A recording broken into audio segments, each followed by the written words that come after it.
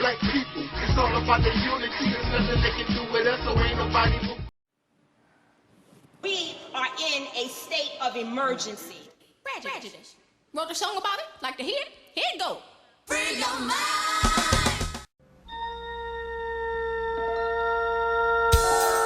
To boldly go where no man has gone before.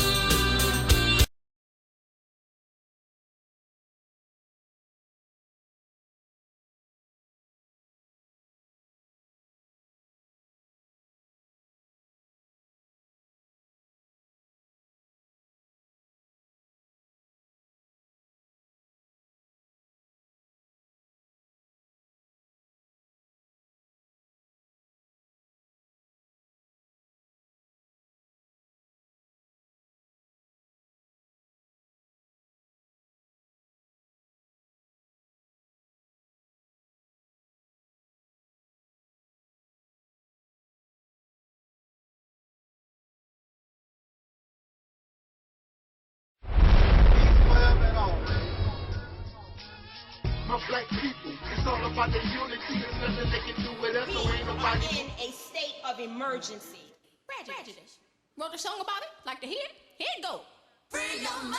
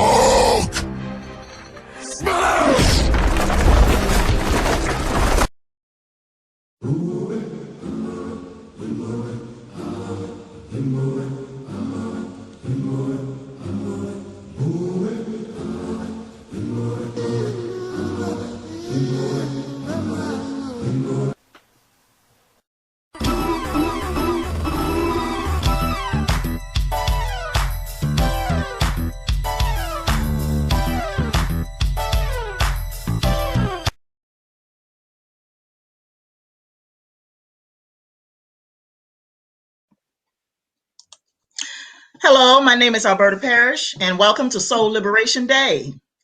I'm also an author. My new book, God is on Trial, is now available on Amazon Kindle for $3.99. It is also available in paperback for $13.99.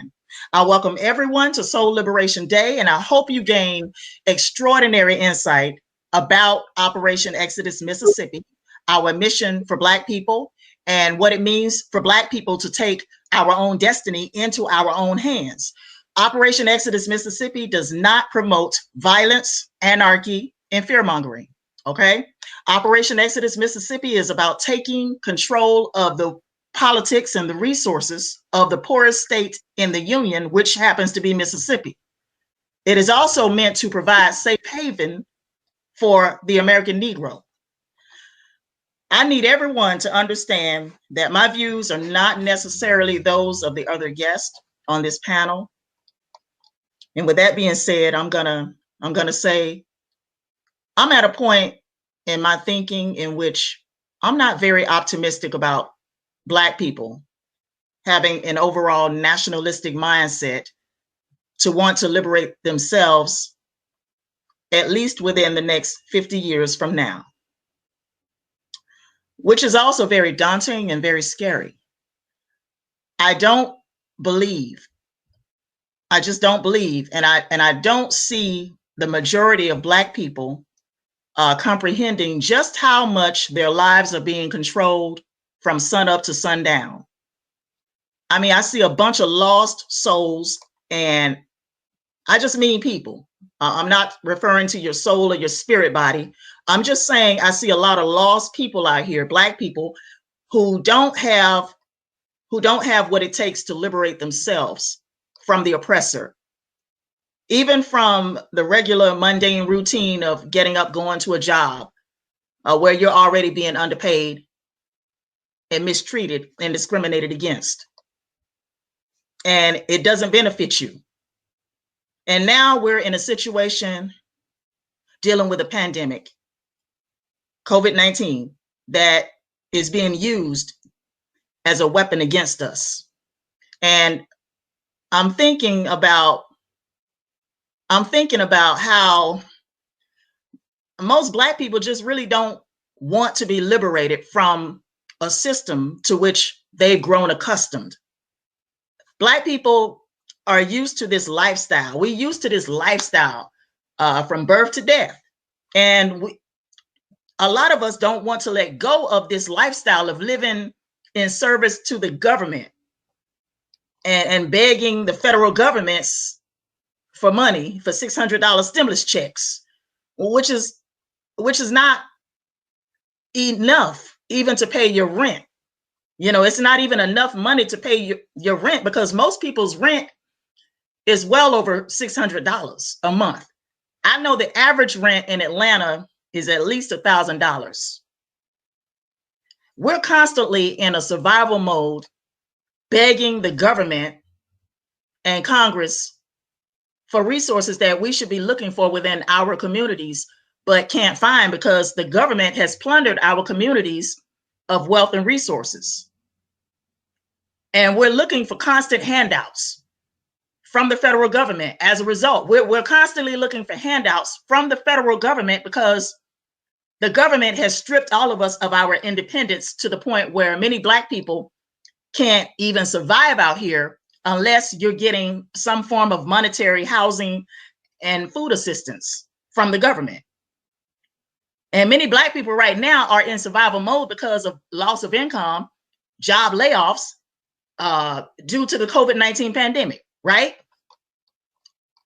I also think this government has used the COVID-19 pandemic as some sort of political weapon to neutralize and destroy parts of the economy that obviously affect Black people on a much higher level. Because although many Black people are mostly frontline workers, there are many more who have also been laid off and their hours cut, which means less income. That also translates over into people having a tough time paying their rent or their mortgage and utility bills.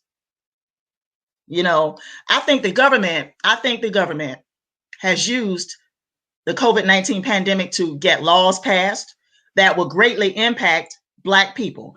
And I'm not talking about it in a positive way. When I look at Black people's overall mentality in this country and the lack of integrity and pride, I'm really embarrassed at times. You know, I'm embarrassed. Many times I really feel embarrassed about our plight in the US. And we have not conquered our enemies. We have not conquered our enemies, but we have conquered each other.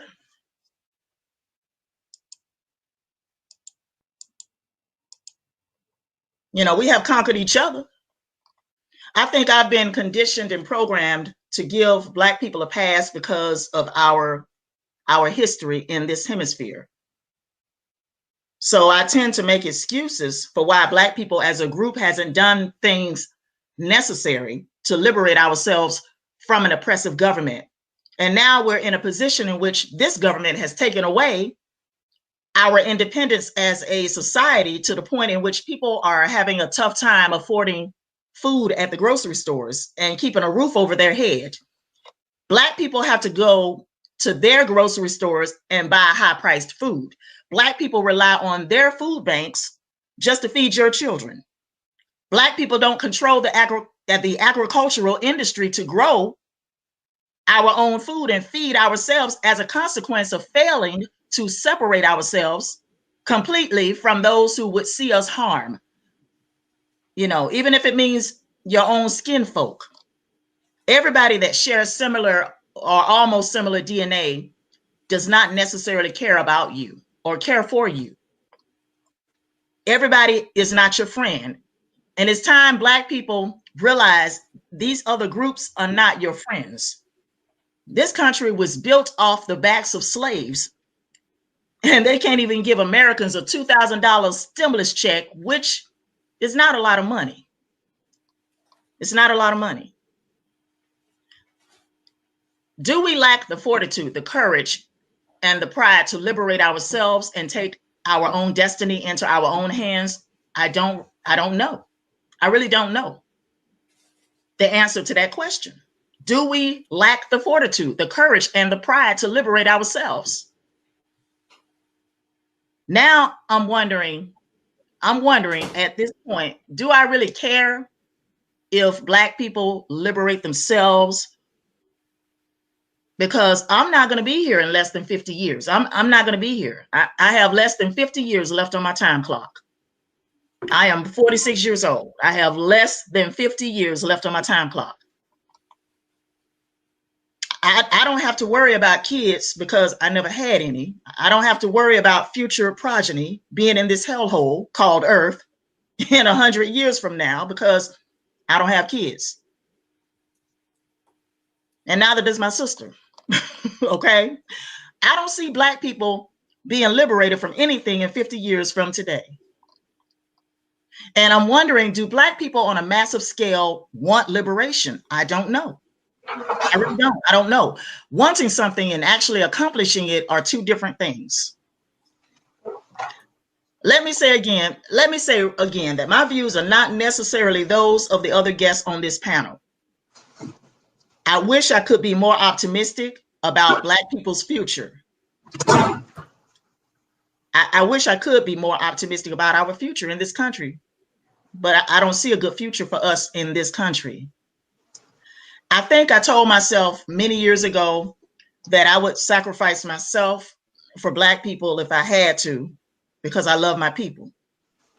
But today, I don't feel that same way. I don't feel the same way I did back then years ago. But then again, back then I was a Christian. I was a Christian years ago. Right now, I'm telling you that I'm not willing to sacrifice myself for Black people. I'm not willing to do what some biblical savior did or allegedly did 2,000 years ago. And I'm not willing to put my life and my health on the line for Black people. I'm not in the mentality that I see today. No. I was taught by the church that I should love everybody and turn the other cheek, but I could not do that and survive as a Black woman in this society. I could not continue loving my enemies and survive as a Black woman in America. I had to develop a mental and emotional wall because the predators out here would have destroyed me if I had just remained a Christian. I've seen a lot of things over the years, and I've come to many realizations about myself, about my gender, about my race, about my group. I'm at a crossroads right now in my life, and my mind is telling me that I got less than 50 years left on my time clock. And my generation has failed already. We failed. Yes, we have. We have failed already as a group. And I just don't see a good future for Black people in this country. I can't say that I see a good future for Black people anywhere because I feel like most Black people don't really care to be liberated. I don't feel like most Black people want liberation from the oppressor. But prove me wrong. Prove me wrong. Okay. You know, you don't mind fighting each other. You won't fight the oppressor, but you don't mind fighting each other. You don't mind going to war against each other and threatening other Black people. Okay. Just this past Sunday, I was threatened with bodily harm on my job, but that's nothing new. That's nothing new about me being threatened with bodily harm. Somebody's always threatening me. Somebody's always threatening my livelihood. I was threatened with bodily harm by a Black woman. But then again, she might be bipolar. I don't know what's going on with her. She might be bipolar. Okay. She might have some mental illness. Who knows? There are many Black people out here undiagnosed with mental illnesses. Okay.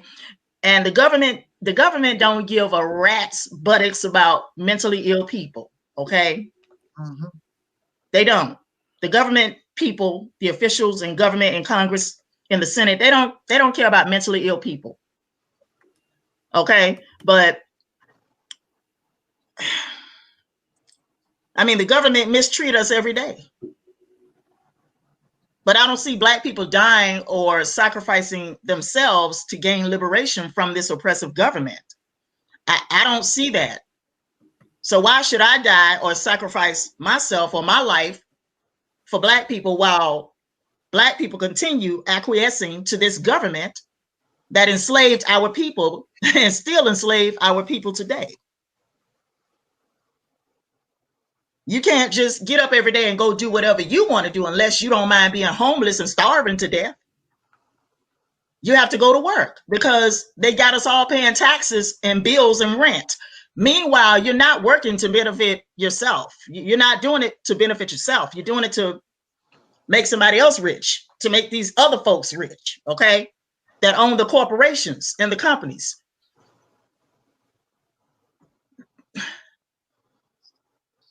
They got us all under a form of economic slavery. But Black people are satisfied being slaves, though. I feel like most Black people are satisfied with being slaves. They satisfied with living in this society that oppress you economically and socially and mentally. And that would explain why we're not yet liberated. Free your mind.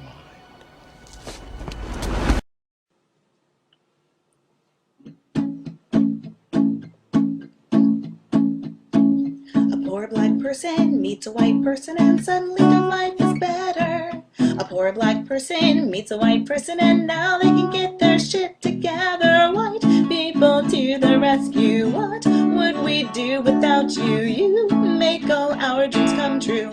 White people to the rescue. Poor Black boys are really good at sports, but only when a white coach tells them. Poor Black boys would just do what destroys till a white coach comes along to help them. White people to the rescue. What would we do without you? You make all our dreams come true. White people to the rescue. Whether we want to dance or sing or simply just survive, we only need some white people and we will truly thrive. Poor Black lasses would fail all their classes till a white teacher stops to teach them. Poor Black lasses would shake and pump their asses till a white teacher tries to reach them. Poor Black orphans would live off their endorphins. Not much else rhymes with orphans. White people to the rescue. What would we do without you? You make all our dreams come true. White people to the rescue. White people to the rescue. What would we do without you? White people to the rescue. What would we do without you?